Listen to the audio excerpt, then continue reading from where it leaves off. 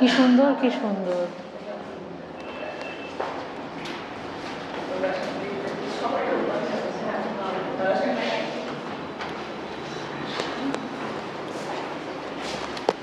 অশোক ফুল, এইটা নিচেরটা